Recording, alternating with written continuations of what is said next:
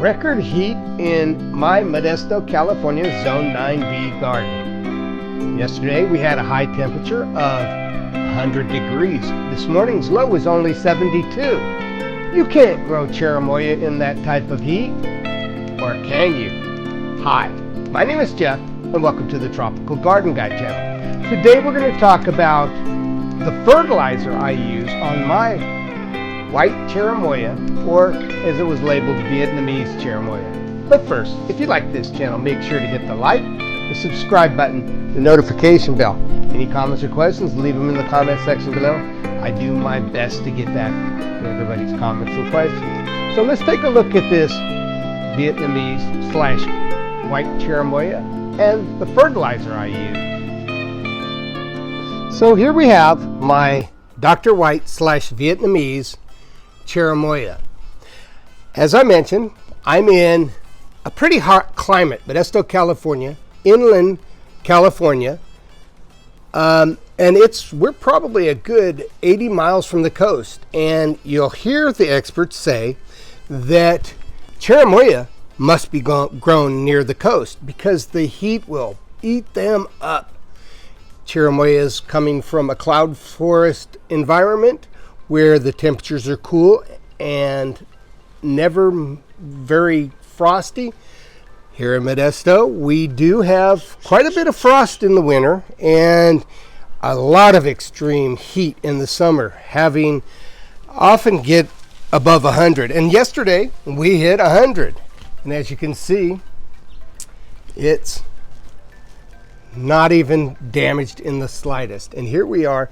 This the Cherimoya tree is 7.5 feet tall, and I planted this guy as a 2-foot tall 5-gallon plant from Lowe's.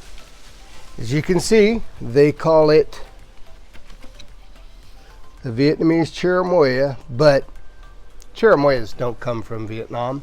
Originally, they come from southern Mexico and Central America. I believe it even grows in some parts of South America in the cloud forest, high elevation.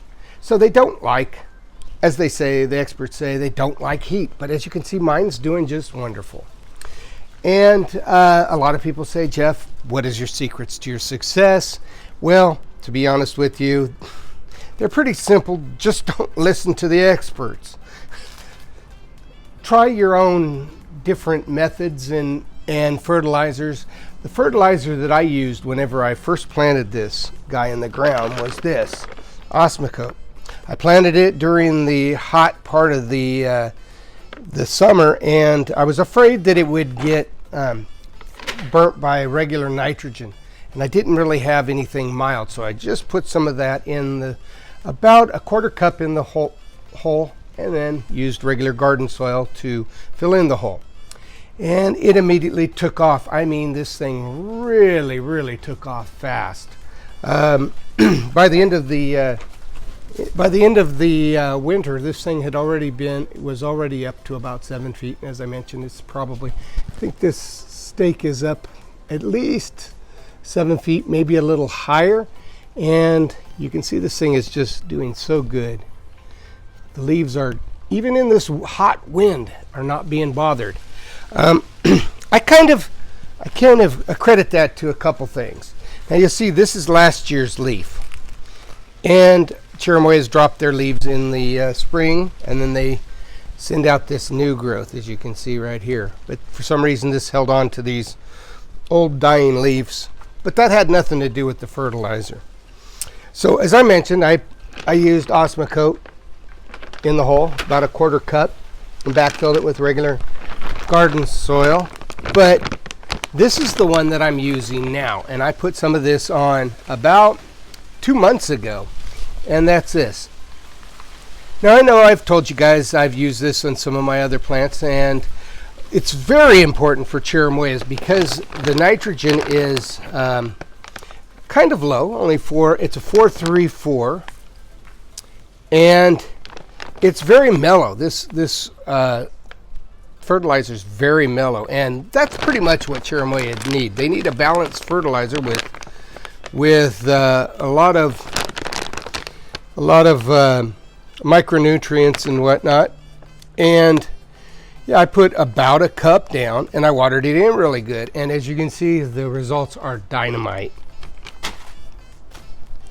Now, I don't have any flowers. I don't see any. I think that it would have flowered by now, but I'm not sure. If I do get some flowers and fruit, I will do a follow-up video. But yeah, that's it. I always try to use organic whenever possible. I realize Osmocote is not organic, but that's what I had at the time. This is the one that I use for maintaining this Cherimoya. There we go.